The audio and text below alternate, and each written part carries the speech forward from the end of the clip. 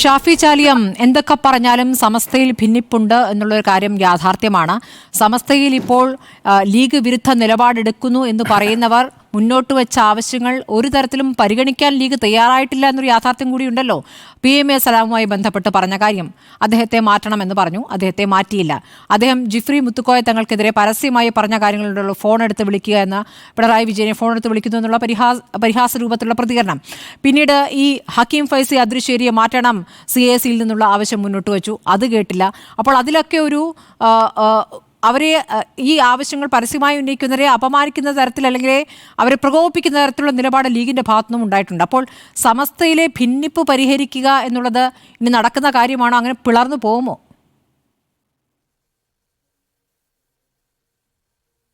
സമസ്തയും ലീഗും തമ്മിലല്ല പ്രശ്നം കിടക്കുന്നത്. സമസ്തയുടെ ഇതപര്യന്തമുള്ള നിലപാടുകളും നയങ്ങൾക്കും എതിരെ സമസ്തയിലെ 2, 3, 4 വ്യക്തികൾ ഉയർത്തുന്ന പ്രശ്നമാണ്. ഇതൊരിക്കലും ലീഗ് സമസ്ത കോൺഫ്ലിക്റ്റ് എന്ന ടെസ്റ്റിൽ നിങ്ങളിതിനെ കാണരുത്, ഒരിക്കലും കാണരുത്. ഇപ്പം ഇന്ന് തന്നെ സോഷ്യൽ മീഡിയയിൽ പോരാളി ഷാജി അടക്കമുള്ളവർ എനിക്കെതിരെ അതിശക്തമായി നിലവന്നിരിക്കുകയാണ്. ഒക്കെ പറഞ്ഞിട്ടില്ല, സമസ്തയെ വരട്ടാൻ നീ ആരടാന്നാണ് ചോദ്യം. ഞാൻ എവിടെ സമസ്തയെ വരട്ടിണ്? ഞാൻ അബ്ദുൽ ഹമീദ് ഫൈസി നിരന്തരമായി സാദിഖലി തങ്ങളെ തേജോധം ചെയ്യണമെന്ന് നിർത്തിയിട്ടില്ലെങ്കിൽ ഞങ്ങൾ അണികൾ ചിലപ്പം പ്രതികരിക്കേണ്ടി വരും എന്നേ പറഞ്ഞിട്ടുള്ളൂ. അതെങ്ങനെ സമസ്തക്കുള്ള വരട്ടിലാകുക? ഈ മനുഷ്യനെതിരെ എന്തേ പറഞ്ഞ സമസ്ത? ഇയാൾ സമസ്തൻ്റെ ആരാ? സമസ്തൻ്റെ 40 അംഗ ശൂറയിൽ പോലും ഇയാളുണ്ടോ? ഇയാൾ സാദിഖലി തങ്ങളെക്കാളും ചെറിയ സ്ഥാനം ഇയാൾ സമസ്തയിലെ ഒരു പോഷക സംഘടനയുടെ ഒരു സഹഭാരവാഹിയാ. ഇയാളെ കൂടെ ആരാളേ? പിന്നെ ശ്രുതി ആദ്യം ഒരു ചോദ്യം ചോദിച്ചു, അതിന് ഉത്തരം പറഞ്ഞിട്ട് ഇപ്പം ഞാൻ ശ്രുതി പറഞ്ഞതിലേക്ക് വരാം. ഞാൻ സാദിഖലി തങ്ങളെ വിമർശിച്ചിട്ടില്ല, ഞാൻ അബ്ദുൽ സമദ് പൂക്കോട്ടൂരിനെയാണ് വിമർശിച്ചത്. ഇതാണ് ന്യായം. എന്തിനാ അബ്ദുൽ സമദ് പൂക്കോട്ടൂരിനെ വിമർശിച്ചത്? അബ്ദുൽ സമദ് പൂക്കോട്ടൂർ ഈ കേക്ക് കഴിച്ച വിഷയത്തിൽ സാദിഖലി തങ്ങൾക്ക് നേരെ വ്യാപകമായി സാമൂഹ്യ മാധ്യമങ്ങളിലൂടെ ഇവിടുത്തെ എന്താ പറയുക, ഈ ഉഗ്രവാദികൾ, ഈ തീവ്ര മതവാദികൾ, ഈ നാട്ടിൽ സ്പ്ലിറ്റ് ഉണ്ടാണെന്ന് ആഗ്രഹിക്കുന്ന ആളുകൾ, അവർ വന്ന് സാദിഖലി തങ്ങളെ കേക്ക്, ക്രിസ്ത്യാനിയുടെ കയ്യിൽ നിന്ന് കേക്ക് കഴിച്ചാൽ ഇസ്ലാമെന്ന് പോയി, ഓണപ്പാട്ട് പാടിയാൽ ഇസ്ലാമെന്ന് പോയി, അമ്പലങ്ങളിൽ കയറി ചെല്ലുന്നത്, ഇപ്പോൾ ആ വേങ്ങര മലപ്പുറം മണ്ഡലങ്ങളൊക്കെ ഉത്സവം നടന്നാൽ പാണക്കാട്ട് കുടുംബത്തിൽ പോകും. ഇത്തരത്തിലുള്ള ഒരു ഉഗ്രവാദികൾ, താലിബാനെക്കാട്ടി കഷ്ടം. ഇവർ ഈ കേക്ക് മുറിച്ച് വിവാദം നടത്തിയപ്പോൾ കണ്ണൂരിൽ വെച്ച് അത്തരക്കാർക്ക് അബ്ദുൽ സമദ് പൂക്കോട്ടൂർ ഒരു മറുപടി കൊടുത്തു. എന്തായാലും 3 കാര്യങ്ങളാണ് പറഞ്ഞത്. ഒറ്റ കാര്യം, ഒരു ആഘോഷമാകട്ടെ ഒരു ഇതര മതത്തിൻ്റെ, അതിനെ പ്രോത്സാഹിപ്പിക്കുക എന്ന ഉദ്ദേശശുദ്ധിയോടുകൂടി അതിൽ പങ്കെടുക്കുക. അതേമാതിരി ഒരു മതത്തിൻ്റെ ആഘോഷത്തിൽ അത് പുണ്യമാണെന്ന് വിശ്വസിച്ച് പങ്കെടുക്കുക. ഇത് രണ്ടും ഇസ്ലാമികപരമായി തെറ്റാണ്. എന്നാൽ ഒരു സൗഹൃദത്തിൻ്റെ നിലക്ക്, ഒരു സന്തോഷത്തിന് വേണ്ടി അതിന് സഹകരിച്ചു കൊടുക്കുക, അവിടുന്ന് ഭക്ഷണം കഴിക്കുക, അതിലൊരു കുഴപ്പമില്ല. ഇതാണ് ആര് പറഞ്ഞത്? അബ്ദുൽ സമദ് പൂക്കോട്ടൂർ. സാദിഖലി തങ്ങളെ രൂക്ഷമായി വിമർശിച്ചപ്പോൾ അതിന് മറുപടിയായിട്ട് ആ മറുപടി പറഞ്ഞ പൂക്കോട്ടൂരിനെയാണ് പൂക്കോട്ടൂർ കൂടി ഭാരവാഹിയായ ഈ എന്താ പറയുക, ഒരു SKSSF-ൻ്റെ ഒരു വേദിയിൽ വെച്ച് മറുപടി കൊടുക്കുന്നത്. എന്താ മറുപടി? പൂക്കോട്ടൂരിനെതിരെ, അതായത് സാദിഖലി തങ്ങളെ താങ്കൾ അങ്ങനെ വെളുപ്പിക്കണ്ട, സാദിഖലി തങ്ങൾ ചെയ്തത് കുറ്റം തന്നെയാണ്. അപ്പം പരോക്ഷമായി സാദിഖലി തങ്ങളെ ന്യായീകരിക്കാൻ വന്ന പൂക്കോട്ടൂരിനെതിരെയാണ് ഞാൻ പ്രസംഗിച്ചത്. പൂക്കോട്ടൂരിനെതിരെ സമസ്തയിലെ മറ്റൊരു പണ്ഡിതനാണ്, അതിനെതിരെ ഈ സമസ്തയുടെ വേദി ഉപയോഗപ്പെടുത്താൻ പാടുണ്ടോ? സമസ്തയിലല്ലേ പറയേണ്ടത്?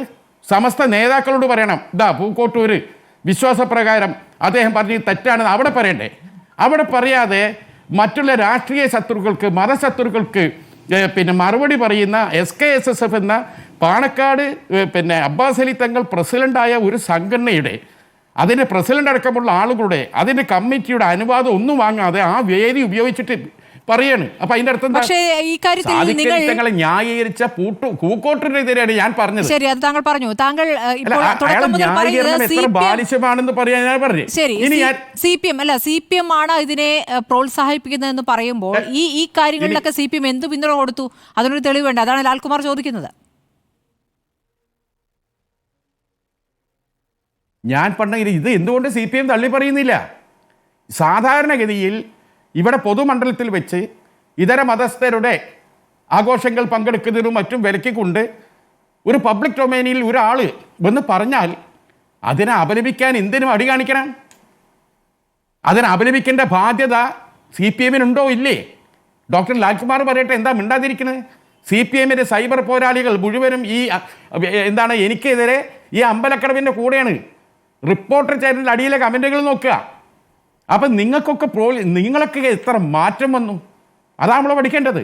ഇന്ന് നോക്കൂ നിങ്ങൾ, പ്രിയപ്പെട്ട ജോർജ് പൊടിപ്പാറ പറഞ്ഞൊരു കാര്യം, അത് മധ്യ കേരളത്തിൽ നിന്നുള്ള ഒരു വ്യക്തിയാണ് പറയുന്നത്. മനസ്സിലാക്കണം, മുനമ്പം വിഷയം വന്നപ്പോൾ അവിടെ നമ്മൾ ബിഷപ്പ് ഹൗസിൽ ചെന്ന് എല്ലാ പിതാക്കന്മാരെയും പോയി കണ്ടു. ആ കണ്ടോട് കൂടി എന്താ സംഭവിച്ചത്? അത് ക്ലിക്കായി വലിയൊരു ധ്രുവീകരണത്തിലേക്ക് പോകാതെ മാറി. അതിന് നന്ദി എന്നോണം KCBCൻ്റെ പ്രസിഡൻ്റാണ് പാണക്കാട്ടേക്ക് വന്നത്. ആ പിതാവ് ക്ലമ്മീസ് ബാബ തിരുമേനി ഏതെങ്കിലും കപ്പ്യാരല്ല പറഞ്ഞയച്ചത്, പാണക്കാട്ടേക്ക് ഇങ്ങോട്ട് വരികയാണ്. ഇതൊക്കെ തന്നെയാണ് CPM സഹിക്കാത്തത്.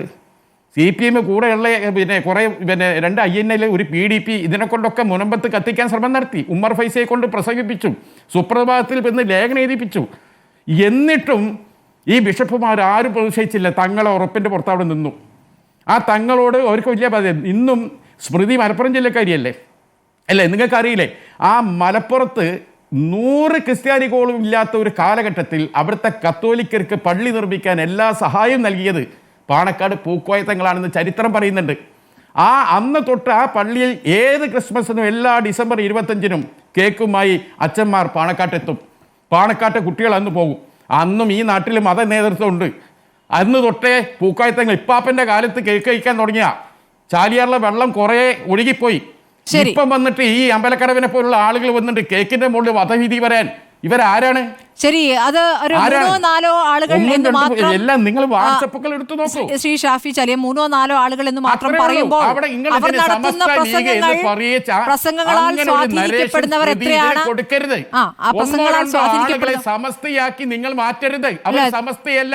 അല്ല, ശരി, താങ്കളൊന്ന് വ്യക്തത വരുത്തൂ. ഇപ്പോൾ സമുദായത്തിന്റെ സംഘടന ആര് എന്ന തർക്കമാണോ യഥാർത്ഥത്തിൽ ലീഗും ഈ സമസ്തയിലെ ഒരു വിഭാഗം തമ്മിൽ നടക്കുന്നത് എന്നൊരു ചോദ്യം അവിടെയുണ്ട്.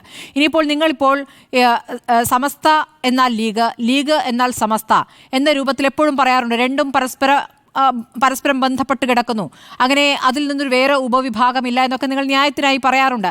പക്ഷെ അങ്ങനെയെങ്കിൽ മായിൻ ഹാജി ഒരു ആദർശ സമ്മേളനം ഈ അടുത്ത് വിളിക്കുകയുണ്ടല്ലോ, അതിൽ ലീഗ് അനുകൂലികളായ സമസ്തക്കാർ മാത്രം പങ്കെടുക്കുകയാണ്.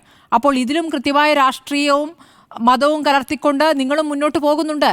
നിങ്ങൾക്കതിൽ നിങ്ങളെ അനുകൂലിക്കുന്ന ഒരു വിഭാഗത്തെ മാത്രം അടർത്തിയെടുത്തുകൊണ്ട് സമ്മേളനത്തിൽ വിളിക്കുക, ബാക്കിയുള്ളവരെ മാറ്റി നിർത്തുക. അവരെ കൊണ്ട് കൂടി ഉൾക്കൊള്ളിച്ചുകൊണ്ട് ഇത് പരിഹരിക്കാൻ പറ്റുമോ എന്നല്ലേ ആലോചിക്കേണ്ടത്? സ്മൃതി, മുസ്ലിം ലീഗും സമസ്തയും തമ്മിൽ ഒരു പ്രശ്നവുമില്ല. പ്രശ്നം സമസ്തക്കുള്ളിലുണ്ട്. സമസ്തക്കുള്ളിലെ ഒരു CIC എന്ന ഒരു വിദ്യാഭ്യാസ സമ്പ്രദായവുമായി ബന്ധപ്പെട്ട അഭിപ്രായ വ്യത്യാസമാണ് അതിന് കാതൽ. അതിൻ്റെ പരിഹാരത്തിനായി നിരവധി ചർച്ചകളും കാര്യങ്ങളും അതിൽ നടന്നു. ആ വിഷയവുമായി ബന്ധപ്പെട്ട് ഉണ്ടാകപ്പെട്ട പ്രശ്നങ്ങളാണ് ഇതെല്ലാം.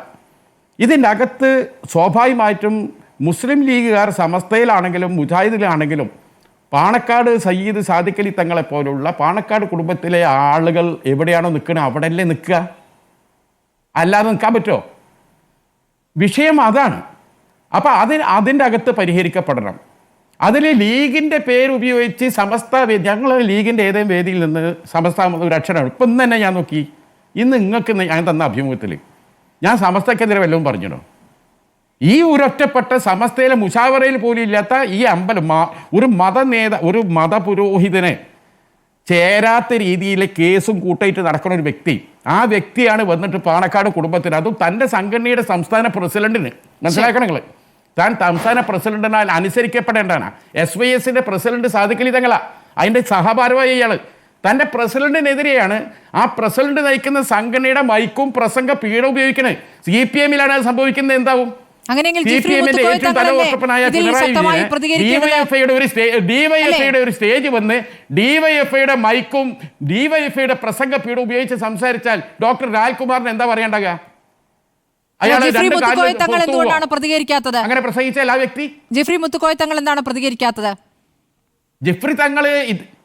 ജിഫ്രി മുത്തുക്കോയത്തങ്ങൾ ഇവർ വളരെ കൃത്യമായി പാണക്കാട് കുടുംബത്തിനെ ആരും നിന്ദിക്കരുത്, ഒളിഞ്ഞു മറിഞ്ഞ് ചെയ്യരുത്, അതൊന്നും നമുക്ക് ശരിയല്ല. നമ്മുടെ ഇപ്പം അടുത്ത് പോലും അദ്ദേഹം ജാമ്യ സമ്മേളനമായിട്ട് ബന്ധപ്പെട്ട് പോലും അദ്ദേഹം പറഞ്ഞിട്ടുണ്ട്. മാത്രമല്ല അദ്ദേഹവും കാന്തപുരം അബൂബക്കർ മുസ്ലിയാരും 2 സുന്നി സംഘടനകളുടെ പ്രസിഡന്റുമാരാണ്. അവർ രണ്ടുപേരും വളരെ കൃത്യതയോടെ പറഞ്ഞ നിലപാടുണ്ടല്ലോ. ഇതര മതസ്ഥരുടെ ആഘോഷങ്ങളിൽ അതിൽ പങ്കെടുക്കുന്ന ഒരു തെറ്റുമില്ല, അത് മതസൗഹാർദ്ദത്തിന് അനിവാര്യമാണ്, അത് എത്രയോ കാലമായി തുടരുന്നതാണെന്ന് അവർ രണ്ടുപേരും പറഞ്ഞിട്ട് കഴിഞ്ഞാൽ അതിനേക്കാൾ വലിയ എന്ത് മൊയിലേരാവന്മാരൊക്കെ. ശരി ശരി ഇനി ഞാൻ ശ്രീ